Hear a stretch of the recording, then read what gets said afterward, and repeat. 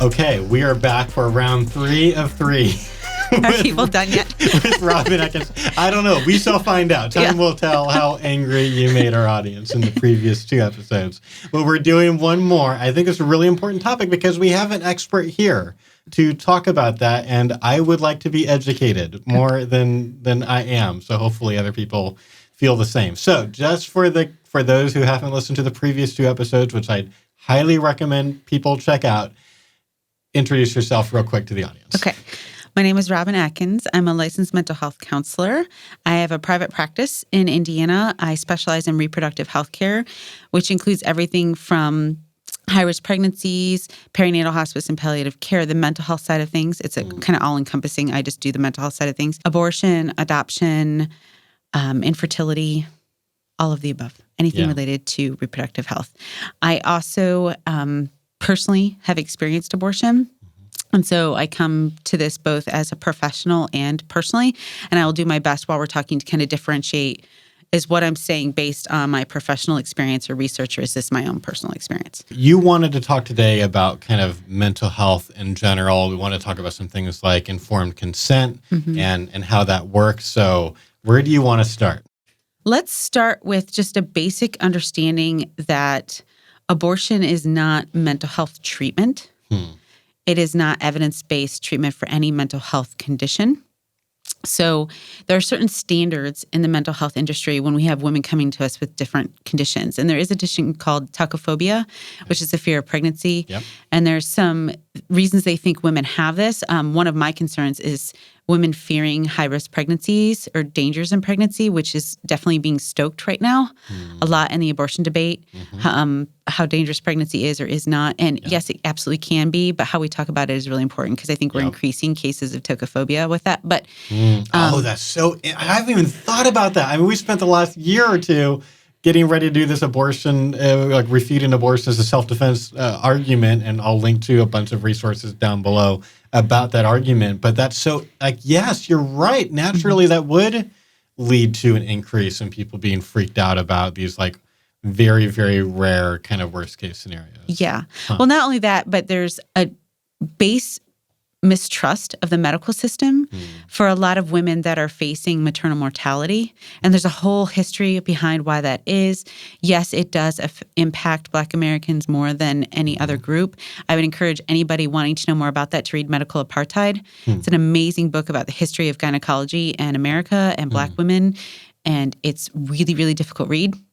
But really, really informative. But so there's this general mistrust of doctors, which also can increase tokophobia because you have to deal with doctors when you're pregnant. Yeah. So in general, women also, like, I'm a highly educated woman. I've had 4 children. I still find it hard to advocate for myself with doctors. Oh, that's so interesting. Yes. Just last week had a hard time, not with an OB, but with a doctor, had a hard time advocating for myself. So you can imagine, with all my history of being educated in reproductive issues and the mental health side of things, and I have money to pick my doctors and whatnot, I still have a hard time advocating. And if I'm a woman who doesn't get to choose who her doctor is because I'm on Medicaid or whatever and I'm just sent somewhere, and I don't understand the terminology they're using, and I don't have any degrees to point at or specialties to say, but my voice matters, like how hard it is. So I think that's increasing fear of pregnancy as well. That's so interesting. Yeah. So what can people in that situation do to try to help get to the place where they can advocate for themselves better? Because, like, everything you just said makes sense to me. So then what? What is the solution? Or I don't what know are some that solutions? they can. I think the solution needs to be community creating supports for them. So in our local community, we're doing some mental health things, like a mental health clinic, where mental health professionals are going to be readily available for people to drop in. We can also help prepare them for doctor's visits. I'm even willing to go with them if I need to be an advocate or a voice for them. But doulas are really, really good at that. They know how to balance doctor's expert opinion because they are not doctors, but also the woman's voice being heard. Doulas are not covered by insurance, so that's something we could do, kind of a legislative or even just insurance companies doing the right thing by covering that. Midwives are making a comeback both out of hospital settings, like home birth or in hospital settings. And I think that's going to help change that as well. So I think it really needs to be community supporting women rather than women trying to figure out, how do I navigate something that I don't even know what all the parts are. So talk about informed consent and how that relates to the abortion debate. These are my opinions. I'm welcome disagreement. But from what I see working with women who regret or grieve abortion, many of them talk about coercion or being lied to. The thing we get most often, or I hear most often, is denied humanity of the unborn. So I did not realize how much I would feel the loss of my child because I was told it wasn't my child. So for me, for women to have informed consent, a few things need to happen. One, they need to know what's going on in their body. And one thing I point out is I had a hysterectomy last year. Before I had a hysterectomy, I had to have an ultrasound. That wasn't necessarily to confirm pregnancy or not. I wasn't, and they had blood work to confirm that. But just to see what was going on in there in case something we weren't aware of was going on in there. I think ultrasounds are a basic level of information for women. What is actually happening inside your body? You can see. So let's show them. I think that would go a long way to both preventing ectopic pregnancies, ending up high risk or deadly for women with abortion, or just women being aware of what's happening. I think women need to be told all of their options and the risks of all of those options. I think women need to be given resources.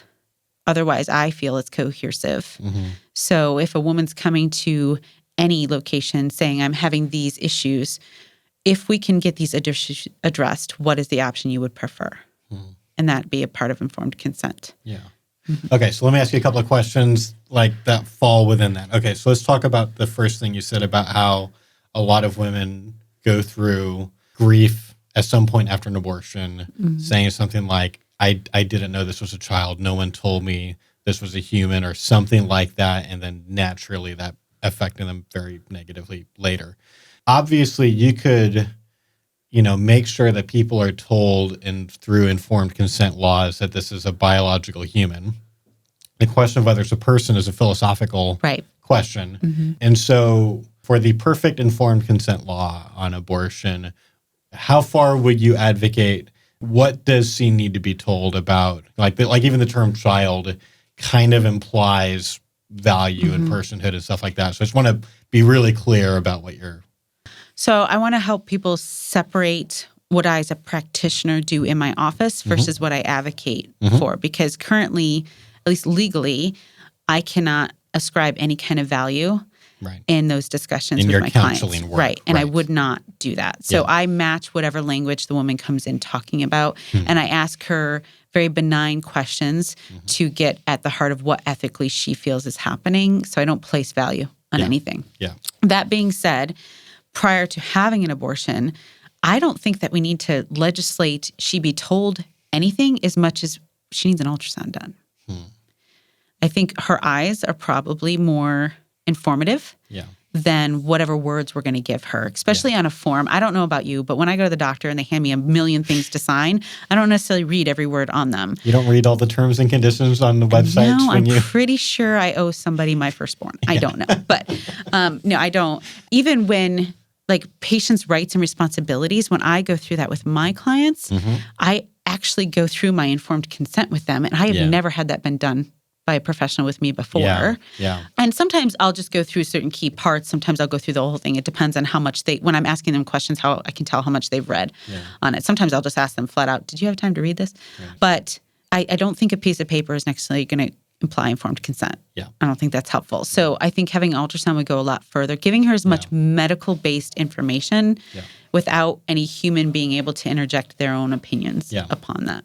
All right. Respond to what I perceive to be the most interesting, maybe two of the most interesting counter arguments from the pro-choice side to an ultrasound requirement. One of them that I've heard, and this is not part of the battlefield that I'm in. I don't work on the policy side. I'm on the kind of the culture side. I've got views certainly about overall pro-life strategy and stuff like that, but I'm not the one in Congress debating an ultrasound law. But I've heard, that's kind of an interesting argument, is the idea that if you're doing an ultrasound that's going to be very medically useful for a woman who's early on in her pregnancy, then arguably you're not using an ultrasound that's like this thing across her tummy. You're using an intravaginal ultrasound. And so then they turn that as like, you pro-lifers basically want to rape women, with these, with these medical devices, and it's not a necessary medical procedure.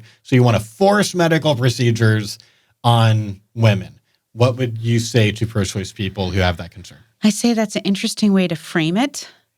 If you're going to frame it that way, we need to have an overall much larger discussion about what happens in medicine then. Because people are denied procedures all the time based on, are you going to check off these boxes before getting those procedures, including my own hysterectomy that I couldn't have prior to having ultrasound done. Can you explain that more? I don't Sure. fully understand what you just said. Sure. Like throughout all different parts of medicine, there are things you have to do before you can have a procedure. Right now, we all have to have COVID tests before I can get a procedure done. Right. I am having something forcefully shoved in my body in order to have a surgery that has nothing to do with that part of my body done. And I have zero symptoms of COVID. Yeah. If that is okay, and that's providing some kind of information that we need to have, I would say that's not that different than saying, before we're going to perform the surgery on you, we need to take a look at the part of the body we're performing the surgery on. Yeah. And if you're not willing to do that, that's fine. We're not going to hold you down and make you do that. You're free to walk. Like I almost have a visceral reaction to the claims that is raped. I have been raped. Yeah. And no point during my rape did I have the option of walking away. Yeah. Women are not being forced to have ultrasounds. Yeah. And then I guess the other interesting response I've heard is, so like someone kind of arguing something like from like a free speech standpoint. Now it doesn't work to use First Amendment here because we're not talking about the government. We're talking about like what doctors have to say. So maybe it's something like people being able to speak their opinions freely / like conscience protections for doctors. Like, what do you do with the abortion clinic staff that just feel uncomfortable saying things to an abortion client or a potential abortion client that they don't agree with, and then being bothered by being told they need to say this? Because I know there's a lot of pro-life doctors that wouldn't want to be forced to say things like, here, if you don't want to parent, then there's an abortion clinic at this address. So like, how do you feel like we should kind of cash all that out? It's a really interesting question. I think the idea of ultrasounds versus a piece of paper kind of takes care of that all in and of itself. They don't have to say anything about Just what's there. do the ultrasound. Yeah, just do the ultrasound and let the woman view it. And I'm fine with even saying, do you want to view this or not? I don't think we should have to force women to view it. Okay. Although I will say every ultrasound I've ever had regarding pregnancy, when I go into the room, there's a giant screen with it. There's no option of, I could shut my eyes, I guess, but there's no option of turning it away. So I find that really interesting how different it is. I imagine they could turn the TV off, right? Like there's like an output from the ultrasound machine because presumably the person usually wants it on. I imagine they could just turn the TV off. Yeah, it just occurred to me, though, that there's some kind of cognitive dissonance that in like pregnancy, it isn't asked. It's just assumed you want to see it. Yeah. But in abortion, it's assumed you don't want to see it or shouldn't have to see it. Like that, I don't know. I don't have any answers yet. No, I think that's fair because I feel like I have heard post-abortive people say, I was never given the option. I was never asked would I want to see it, and I would have. And maybe that would have been helpful. And then being frustrated later, like I was like, here's one more way that maybe I could have seen the light or whatever, and then gotten off the table. And so certainly I think there is a presumption. I think, abortion practice, like the medical textbook by Dr. Warren Hearn, I'm pretty sure specifically says turn the ultrasound screen away from them. But what is the intention behind that? Is it because they don't want to lose out on abortions? Or is it something else? I actually don't think it's that. And I know that's an interesting, like it's a pro-life message that sometimes like they don't want women to know. I think they don't want to hurt women. Yeah. And I think that makes more sense to me. There's some like protective, if I don't make you see this, this will hurt less for you. Yeah. My response though is then they're coming to me later. Yeah. Because not seeing that hurt them. We don't protect women. You as a counselor. Right. Coming to you for counseling. As a counselor, later. Yes. Yeah. We don't protect women by denying them information. Yeah. Like, how is that not a little bit sexist? Yes. Yeah, exactly. Like you can't handle this information. Infantilizing women. Like, we can't show them that it's going to be hurt. And that's kind of the same messaging I hear around we can't call it a human because that's hurting women or we're like placing that upon them. But when you get down to the basic level, I don't know how humans are pregnant with anything other than humans. Yeah. Like, and I don't even know about biology, just like logically, that doesn't make sense to me. So denying it's a human in some way to me is somehow infantilizing women or belittling them or sexist or something in some way. I mean, I wonder if some of that comes down again, and I know we talked about this in a previous episode, but it's just like people using language different ways. Mm-hmm. Like, does the purchase person feel like by saying human, they're implying more than biological humanity, but actually like this is a person, this is something philosophically valuable, and then they're very uncomfortable saying that? Yeah. Whereas to me, human means human, and person or baby or child can mean something more than that. I would be comfortable if they just said Homo sapien. Yeah. If that would be more comfortable for people. You know, like, I think in a postmodern world where truth is whatever you think your truth is where we get to the part, that's where this all becomes hard of like, I'm not allowed to tell anybody else their truth. Right. Well, you acknowledging the basic elements that create, that create this thing, or what that is not declaring somebody else's truth. Yeah. They can say, well, I don't agree with that, or I disagree, or whatever. They don't have to assign any value to it. But yeah, scientific truth is scientific truth. So you're a big proponent personally, not professionally, for informed consent when it comes to abortion. There are, I know, a lot of informed consent laws that have been passed state by state. It was one of the types of laws that KCV Planned Parenthood says that you can have at the state level. And I know there's a lot of ways that they can vary. I don't know all the ways they can vary because, again, I don't work with AUL. Like this is not what I do.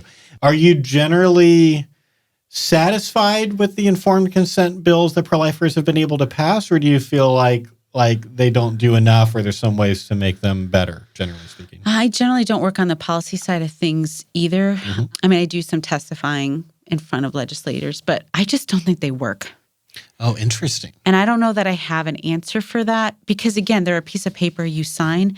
And so for me, this kind of gets to the heart of what is counseling and what is not, and what is done in clinics that perform abortions. Licensed counselors are trained on how to do informed consent. And I'm not saying they all do that, and I'm not saying I do it perfectly, but I have to, or should be, telling a person, this is your diagnosis. This is the type of counseling I'm going to be doing with you. This is how it works. Do you consent to all of that? Yeah. What are your questions around all of that? These are the potential risks of that. Here are options also. Like I get irritated when I don't get differential diagnosis from doctors, and I probably make them all really annoyed. But I want to know all the things you ruled out before you tell me what I have and why you ruled them out. So like I think that should bare minimum be done at clinics of like, this is what we see. Like if you're going to claim you're giving an abortion to a woman because she has mental health complications, does she have a diagnosis, and are you able to do that? And that's different than legal. Doctors can diagnose pretty much anything they want. But do you really have the experience or education to diagnose mental health conditions? I can tell you, while insurance pushes us to do that in under an hour in private practice, the reality is it takes longer. So there are a few like benign diagnoses you can do to manage till you find out what's really going on. But I in less than an hour. And the reality is informed consent is done in less than 10 minutes in most clinics. So I don't think that So I'm going to try to imagine what the counter argument would be from like the pro-choice, like the clinic worker, like the standard clinic worker. And I imagine it would be something like this. Hopefully this is steel manning and not straw manning. I imagine it would be something like, it's not our role to find out whether or not she ought to have an abortion. Like she's decided that she's come here. This is kind of presuming there's been no coercion, which is often not true, but we'll just go with that to simplify things for sake of argument. She's come here. We provide a service and it's an emotional thing. And she's clearly like, we're presuming that she has made this decision after a lot of, probably stress and maybe even trying to figure out how to pay for it and like all these different things. And so who are we to be like, and also you have the time window issue of, this pregnancy is not in stasis. This is a continuing thing, and this baby's growing, and there's different states have different legal lines of at what point they can't do an abortion anymore.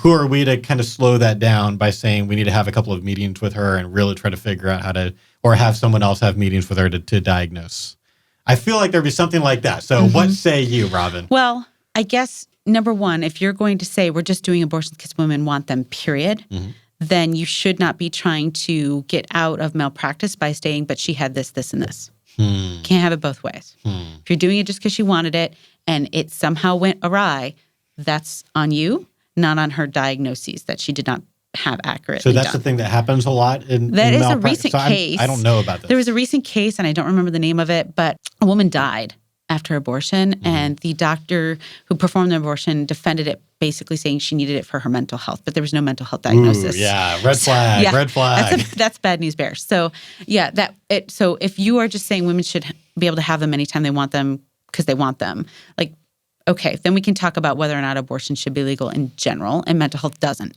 enter the equation in that case. However, that's not the way laws are written right now on either side. Interesting. So that's not the world we live in right now.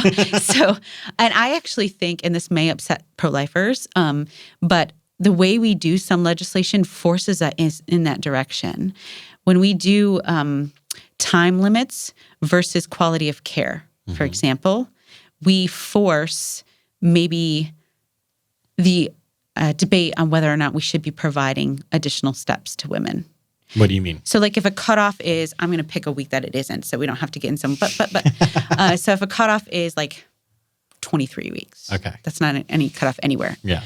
If you do that rather than saying the woman needs to have this information prior to, and she needs to be given all of these options for care, and she needs, like, all of these things need to be done for informed consent, you just push this limit, then that can somehow force the argument of we don't have time if she comes to us at 22 plus 2 to get all that done. Right. So you're being unfair. She's not getting all the care she needs to get to make that decision. And I think that's somewhat of a valid argument. Yeah.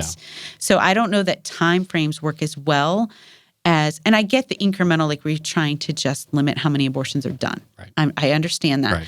But from an informed consent perspective, that's not helpful. Got it. That's very, very insightful, and just coming from it's a different background than what I'm coming in with. So I think that's super interesting. Talk about screenings. Like, should there be screenings involved in abortion? I think so. I think who does them is important too. I'll be totally honest, I do help educate future doctors on how to do screenings for depression, postpartum anxiety, for risk factors for both pregnancy and abortion. And so I can't then turn around and say abortionists aren't allowed to do that either if they're doctors. Right. I will say most of the clinics that I've experienced on one level or another, whether that's somebody telling me about it or me researching them, it's not actually the doctors doing these screenings. It's staff person, right? So like that would never fly in the mental health world. Oh, really? Oh, no. So like I can't have, even my interns or my associate licensed can't be doing screenings without having some kind of supervision. And they have years of schooling and education in mental health, but they cannot do that without some kind of supervision. That's how seriously they're taken in the mental health world. So yeah, it baffles me that in this one area of healthcare, abortion, mental health is treated like layperson's work. When in mental health, if a woman came to me and said, I want to kill myself because I'm pregnant, and I referred her to abortion instead of referring her to an assessment, I could lose my license. But that's not true if they go to a clinic. From what you know, and whatever you've experienced as far as the kind of quote-unquote counseling that abortion clients are given in an abortion facility, how would you rate that level of care, that part of it? Like the abortion, we're not talking about the abortion. We're talking about whatever conversations or informed consent type things or just any of that. I think the word counseling is used a lot, but I think I know you well enough to say I don't think that you want to equate what is often happening with counseling. But like, what is your take on that? So if I understand the question correctly, I want to preface my answer with, I do not know all the clinics and all of what they do and who all they employ. So this is not to bash everybody and what they're doing. But in general, I don't think what they're doing is counseling. I think what it is a cursory kind of, here are some options. I don't think risks are talked about. They might be on paper. I don't think they're really discussed. and this is how much this costs. This is your time frame to do it. And then that's pretty much it. Yeah. And that's not counseling. That's not counseling. Counseling would be, here is one option, and let's explore all the ways that that option would impact your life and how you ethically feel about that option, including parenting. Like what pros and cons of parenting, let's get them on paper. Let's talk about the real ways that would impact your life. And are you ready for that? And do you have the resources? And do you want to explore what the resources are? And how do you feel ethically about being a 16-year-old mother or a 22-year-old single mother with 3 kids or whatever it is, whatever the scenario is? How do you feel about that? Then let's talk about adoption and what would that mean for you and how does that impact all the areas of your life? And ethically, how do you feel about that? And then abortion, same. And so that conversation, I just want people to hear from a counselor who is also pro-life in her private life, how those conversations happen, because there's a lot of misconception about like, I'm pushing my agenda on people. But when a woman comes in about abortion, the conversation first is, with you as their counselor. With me as their counselor. And she wants to talk about abortion. Right. And she wants to talk about abortion. She's considering abortion. Like, what has brought you in today with that as one of your options? Give me the history behind what's going on with you. Okay. So given all of those things, do you feel you have needs for resources that haven't been identified yet? Can we explore all of those things? So we have all those done. And I do that work, and I'm sure some people might be hearing this with like, oh, and you're going to pound her around with, we're going to do all these things and you don't have to kill your baby. Right. No. I do that first because some of those are the same answers for all 3 choices. So we don't have to go through those 3 times. So we get their resources down first. Yeah. And then we talk about, okay, if you're going to have an abortion, how do you feel about that? What are your thoughts about that? And however she speaks about that, that's where we take it. So if she says, well, it's just a clump of cells, it's no big deal, I just want it over with. Okay, that's how you feel about that. Then how do you feel about the financial cost of it? How do you feel about how your partner might see that? How do you feel about the other people in your life? How do you feel about your church or whoever, how they're going to view that? And how do you want to handle those conversations? And let me help you handle those conversations. So at no point am I trying to talk her out of anything. It's exploring all the ways that that is going to impact her life. Yeah. And I get some hate from pro-lifers. I'm like, what do you mean you don't try to talk her out of that? Right. That is not my role at that point. Yeah. You're a professional, and there are very strict rules about you and like what your personal opinions, how they can influence what happens in that room. Right. And honestly, even if it wasn't like unethical or illegal for me to do that, I would be concerned about the power dynamic in that, just like I am in an abortion clinic. Yeah. So I don't think that it would be appropriate for me to ever interject that on a woman. We do talk about the risks, though, of all the things, too, as medically evidence-based, that I can see the risks of them. Where would be the best place for pro-life people to, if they wanted to learn accurate, risks of abortion and all of the other things, like where should they be going for that? AAPLOG. AAPLOG. They have the medical side, and they have lots of, they detail what is an official statement and what is an opinion statement. They detail them out for you, so you don't have to try to figure out, what's opinion versus what's fact. Yeah. And we have some mental health stuff up, and more is coming. That just started last year, so more will be coming. That's really, to me, where I would go for that. Any final thoughts on this side of this before we move on? Yeah, I think I want people to know I'm not calling for legislation around counseling or informed consent yet. Okay. I have not put enough thought into what that would even look like. I'm open to talking to people about that, at both pro-choice and pro-life. I want to hear from feedback from that. But I am advocating for mental health counselors to step up to the plate and acknowledge we have women who are telling us they've been coerced or lied to or are wounded by their abortion experiences. And we need to be their advocates, that their voices are important and need to be heard, and that this idea that 95% of women don't regret their abortions or don't have grief around their abortions is not what we are seeing in practice. And it's harmful to stay silent on that. Who do you think, as far as the staff in abortion clinics who are doing this so-called counseling, I don't know what their qualifications are to do anything that they even call counseling. Like, I don't know a lot about this part of the abortion industry. I don't know what you know, but do you have thoughts about like what would qualify them to give some kind of conversation to women that they then call counseling to the public? So it differs state by state. in the state I live in, you are not allowed to use the title counselor unless you at least have or in a master's program and have supervision with a licensed professional. Bare minimum to call yourself. And then you have to say counselor in training or intern. You're not allowed to use full counselor. So I find it interesting. That is not true in clinics, abortion clinics in Indiana, though. Really? Yes. So I don't know how they're getting around that statute. It's like carved out in the law? It's like not even in the law. further? They're just doing it. So I don't know how they're getting around that. I will say there is room for lay counseling or peer support or lay support. That is a much needed thing in the mental health world.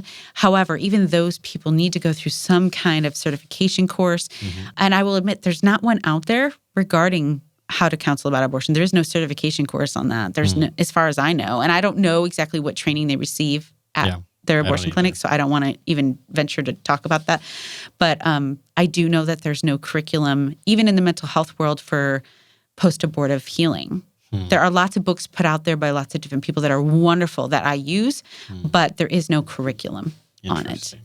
So something that I've always cared a lot about for pro-life people is for us to be like factually accurate when we talk about different things. And so, you know, I've been like, I don't even want to get into making a lot of claims about the aftermath of abortion unless I've really dug into the research. I feel like I've been burned sometimes by quoting certain pro-life groups that then maybe it turns out that these aren't really good studies or things like that. So I'm like, I'm very cautious now. But you seem to be very thoughtful and do a lot of research. So in your field, what do you feel like you are seeing as far as like risk factors for abortion?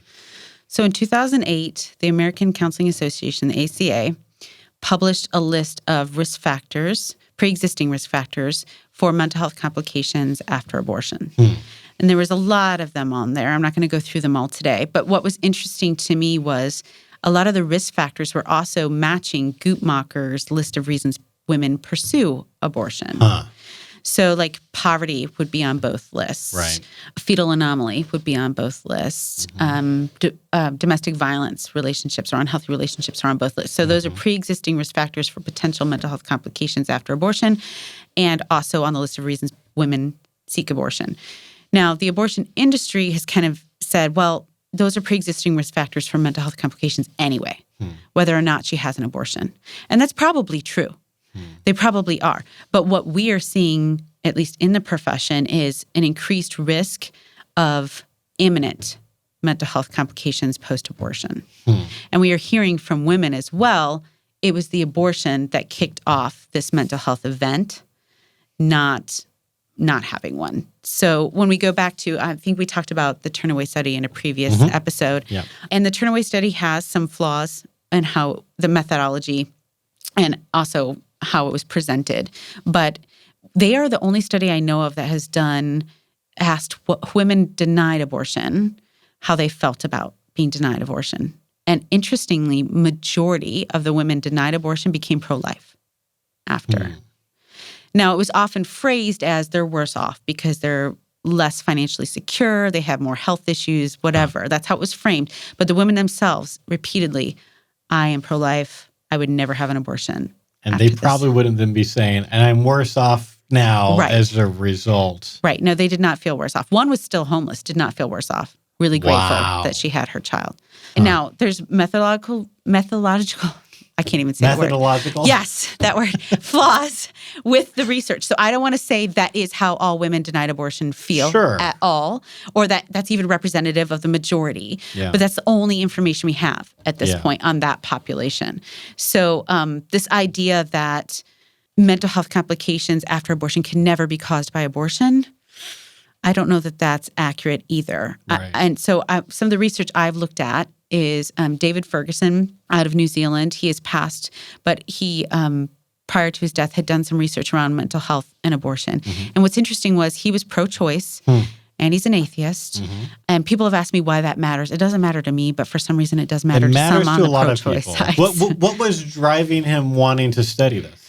I think he genuinely wanted to know if there was any cause and effect. I think he genuinely, and when he talks about, he did some interviews on how hard it was to be published after. He said all his other research, he could get published like that, like first try, whoever he submitted to. But the data from this research, he had a really hard time getting published, which was interesting because he pulled, so in New Zealand, it's socialized medicine. So the medical records are all pretty readily available. So he just pulled medical records and looked They're at. like anonymized or something. Right. I'm sure. Okay, Yes. And he looked at like mental health before and after abortion. And he controlled for a bunch of different variables too, and it's all broken down. It's really fascinating. People should go look at his work. But overall, in general, 30% increased risk of mental health complications after abortion. And he was still pro-choice after that. His concern was informed consent for women. And this is where I'm like, okay, we can join hands. We can figure Here's something common out. ground. Yes, here's common ground. But consistently when I bring that up, pro-choicers just generally don't like it and don't want me to talk about it. And that's not all, but in general. And pro-lifers want to grab onto that and then like, this is why abortion should be illegal. And I go back to, well, no. It's not the best argument for making abortion illegal, guys. No. It's in my 9 faulty pro-life arguments talk. Okay, Yes. this is not new to us. Like, yes, this is not, it might be bad for women. Yes. But not all things that are bad for people should be illegal. Exactly.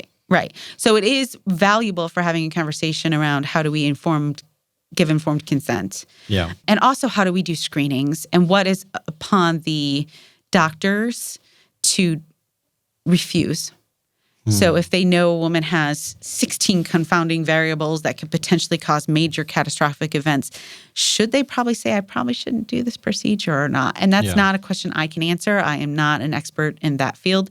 But I think it raises the question of, are we doing that or even having that conversation? Priscilla Coleman has done a lot of work as well. And she did a meta-analysis in 2011 that it was over 300,000 women. Their data, over 100,000 had abortions.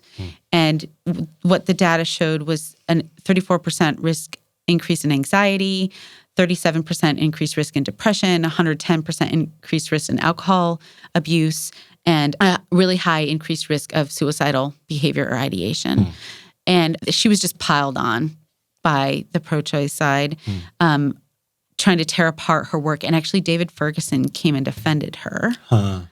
As a pro-choice atheist, saying like, there's valuable information to be had here, and attacking a person's character is not going to dissipate that. Yeah. Good for him. Yeah. He also came out and kind of admonished the ACA, saying if you're going to release this list of pre-existing risk factors, you can then not turn around and say, but we don't need to talk about it with women. Yeah, that seems weird. So connect this to a thing that we have never talked about publicly, but it seems like you're talking about something similar to something that our staff has internally talked about before a long time ago and just never felt like we understood enough to have the fight in public or whatever. But it seems like right along these lines. And so the thought was, when we hear statistics like a woman after having an abortion is this much more likely to be depressed or this much more likely to become suicidal. The question was, but how often are the women who have abortions, were they already likely to have some of those risk factors anyway? Like, were they already likely to end up, like, were they more likely than the average woman, if all other things were equal, to become depressed or become suicidal or whatever? And so then trying to figure out, like, what is the abortion doing there and what is being caused maybe by other things, other circumstances in their life, and the abortion is maybe exacerbating it, but is maybe not like the cause, the first cause of it. And just not knowing, like I'm agnostic about it, but that has been a thing that we have wondered secretly in here. Tell me what. So some of the research suggests, and they did control for those variables. If you had a child, if you had a miscarriage, if you had an abortion. The Coleman and Ferguson studies did. I can't say for sure on the Ferguson. Okay, but Coleman did. Okay. So, and I'm not sure if it's that study or her later study in 2018. Okay. So I don't want to misspeak We'll on link that. to all of these things. Yes. But it controlled for increase of depression, for example, after pregnancy, after abortion, after miscarriage. And I want people to hear there is an increased risk of depression after pregnancy. Just in general. Just in general. Yeah, There that's is. really important. Yes. We got to be intellectually honest Yes, about that. Exactly. It's not huge after a live birth, but there is an increased risk. And that is somewhat, we don't know how much of that is postpartum depression, which is hormonally related and kind of sleep deprivation related, versus pre-existing risk factors related. So, I mean, that can come out of nowhere and have no pre-existing risk factors, and that can happen. But do you see how complicated this is? Yes. And that can also happen after abortion. Postpartum depression can happen after abortion, by the way, which is never talked about because the hormones kind of go through. Yeah. So anyway, and then miscarriage was higher than live birth, and abortion was the highest as far as they go. So yes, there's I don't want to deny there's an increased risk with all of them, but definitely abortion was the highest. Now, can I turn around and say abortion caused that? Yeah. No, I can just say there's an increased risk of it. I can't say it's going to do this to you. Okay. Yeah, I think the thing that I care was like for pro-life people to say it, whatever is the accurate, honest way. And it's not always obvious to lay people what that is or whose studies are the most reliable. I'm imagining more likely than not, if it's linked on the AAPLOG website, then it is probably accurate. Yeah. I will say too, the number one highest risk for mental health complications after abortion was how a woman feels about her pregnancy, which is why it's really, really, really important we're not gaslighting women about how they feel about their pregnancy. So, and I'm not accusing any clinics of doing this or any pregnancy resource centers or anything of doing this, but if a woman comes in and she is unsure, we cannot tell her what that pregnancy means for her, period, in either direction. Yeah. So something that pro-life people talk a lot when they're, talking about their concerns about abortion, when we're not talking about philosophy, is about specifically the abortions that happen on minors, and like definitely talking about like how does informed consent or even like parental consent or notification work with all of that. And so I'm just interested in what are your thoughts or concerns specifically about minors having abortions? So this kind of piggies back off an earlier conversation we had where I over and over again said children have rights, and they're not owned by their parents. They're individual people. And so I imagine people might have been at that point a little concerned about like how much parental guidance does there need to be. And that just because parents don't own their children and children have their own individual rights does not mean parents are not responsible or guardians of their children.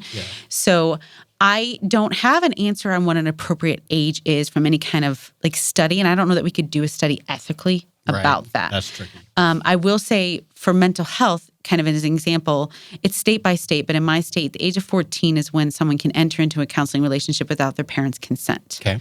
That being said, if their parents find out about it, it's the practitioner's own prerogative of what they think a parent needs to know. Okay.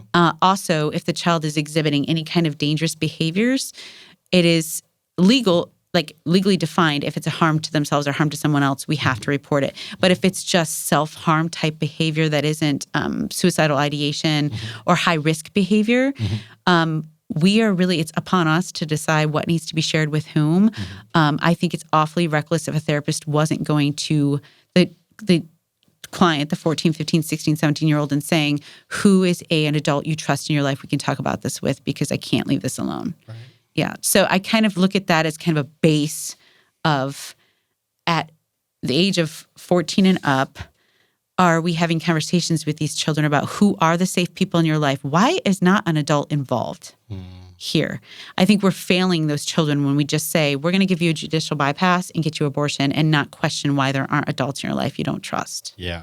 Especially when the judicial bypass, like the way that it works some places, like I think California, as far as from what we hear, is like Planned Parenthood or whoever has a lawyer on retainer for these, and they just stream everyone through it. It's not just we found out that your dad is super abusive or something, or you're being there's some kind of abuse is happening in the house. It's like, oh no, just the fact that you're underage means that we're gonna have you work with our attorney, get in front of a judge, get your judicial bypass. And then it's just like this one extra step that we're adding, which raises all kinds of questions about who is the attorney really representing and all of that. Yeah. So there was one attorney recently, there was an article done about her. She's an attorney on retainer to do these judicial bypass proceedings. And she openly said 98% of her cases were just kids not wanting to disappoint their parents. There was no abuse happening. And to me, 98%. 98%. So, and I don't know how many she's done. Like legit, that could be like 9. I don't know. But that to me speaks of, like, I don't think that's in the child's best interest to cut their parents out such a huge decision in their life. I mean, if you did any other procedure on a child, any other, what we're calling healthcare procedure on a child without their parents' notification, that would be including a big problem. Like ear piercings and stuff like that. Exactly. Yeah, there's some problems there. And like, it goes even further than that. And I get in trouble with both sides again when I talk about marital age of consent. I get pushback on the pro-life side because, like, what if a 16-year-old gets pregnant and she wants to marry? And so, don't we think like she should be able to? No, I'm sorry, I don't. I just don't. And I get there are some people that are really concerned about religious reasons or spiritual reasons they would want that to happen. But in my opinion, when somebody who is a minor who gets pregnant and has a child does not mean that we then need to make something legal in the eyes of our government. Rather than dealing with, are we handling what's going on in their life right now? Can we get things to a stable point? And then when she's old enough to realize what marriage entails, allow her to make that decision. So I get some pushback on that. The pro-choice side, I mean, Planned Parenthood shows up often at these court hearings of, are we going to move the age of marital consent up, arguing against it. And I'm assuming the reason for doing that is they don't want age of consent moved up in general, because that then would make an abortion questionable at that age. They don't want it to be that you're older before you can consent. Right. I'm assuming. Expose after expose has shown that they systematically like violate the reporting laws to say like they are supposed to be informing someone when they're seeing a 13-year-old who's pregnant. Like there is like inherently there's something wrong that's happened here. Right. But they are hiding it and just giving her the abortion. Which ties back to the what is counseling, what is not. Because if a 14-year-old comes to my office and they're pregnant, I better be reporting. Yeah. So, yeah, I mean, but why are the rules different for them? I don't know. I don't know. And I think there's probably room for common ground between pro-choice and pro-life to talk about that. I mean, I think only the most staunch pro-choicers would be like, nope, anybody, 11-year-olds should be able to get them without telling anybody. Like, that's a really hard line, very far out to draw. And I think the majority would probably fall in line of, why aren't we at least asking, where are the adults you trust? Yeah. Okay, let me ask you about one more thing that you said that I thought was really interesting in our kind of initial email. You said, the ethical/philosophical approach does nothing for those stuck in an emotional appeal. Thus, my desire to consider the best strategies for reasonable mitigation of suffering. Can you expand on that, like what that means? Yes. Okay. So when a woman is considering abortion and she's in any kind of crisis situation, I don't think ethics or philosophic arguments matter to her at all. So how are we going to talk then about the real suffering she's in? And just the overall idea, like, so I'm going to bring rape into this intentionally too, because I want to talk about that as well a little bit. But like, so often, what if she's suffering? Then we need to let her mitigate suffering. And that's often the example that's thrown out. But pregnancy can be suffering for any number of reasons. My second pregnancy, I had hyperemesis. I was on bed rest the majority of the pregnancy. I had a PICC line with a backpack of fluids and meds. I was really, really sick, really sick. And I was offered termination. That was the word they used very early on. I refused it, but I would be lying if I didn't say there weren't nights in the middle of the night I didn't think about it. It was really, really bad. And so I think it's unfair to use any group of people who are in suffering as kind of your shield for, in general, all abortions should be okay. That's a problem to me. That doesn't mean we shouldn't talk, though, how do we mitigate suffering? So when talking to a woman who's in suffering, if we don't come prepared with, here's other ways to handle this, and I'm going to be a part of that solution with you, then we aren't going to be reaching her. That's the way to really kind of step up and advocate for her, equip her, like be there with her, and not just say, oh, here's a quick, easy Band-Aid solution. Correct. Yeah, when it comes down to what do we use in the debate about abortion, I really, from both sides, dislike I'm going to use this woman's anecdotal evidence of why it should or should not be legal. Yeah. To me, that doesn't move the argument at all to me, because you can have a case on one side and a case on, I mean, you have 80% of women pregnant from rape don't want abortion. Like, I could throw that out and like, see, blah, blah, but that doesn't address the 20% that do. Right. So like, I don't think that's helpful in whether or not it should be legal, but how do we manage suffering? That's a conversation we all need to be having. Yeah, it just becomes this war of anecdotes. It's like, well, we've got all these women who regret their abortion and will stand with the signs, I regret my abortion. And then Planned Parenthood releases a thing. Here's a huge list of people who say that abortion is the best thing that ever happened to them. It's just like, either one could be right, or both could be right at that time. Like, this is their truth kind of at the time. It doesn't make abortion morally right or morally wrong. Yeah. And like, I think you guys do a great job of differentiating ethical and moral arguments. And I don't know that the overall pro-life movement is doing a really good job with that. I am not going to convince somebody who does not have the same morals as me that they're doing something morally wrong. So then it's either ethical if they're not in a crisis, or it's crisis management. Okay, so then like that all makes sense. So then bring that back to the topic of rape, which comes up in, virtually every conversation of abortion that I have. And, we have a lot of material on how to talk about that, and I'll link down below. But just what are your thoughts about that?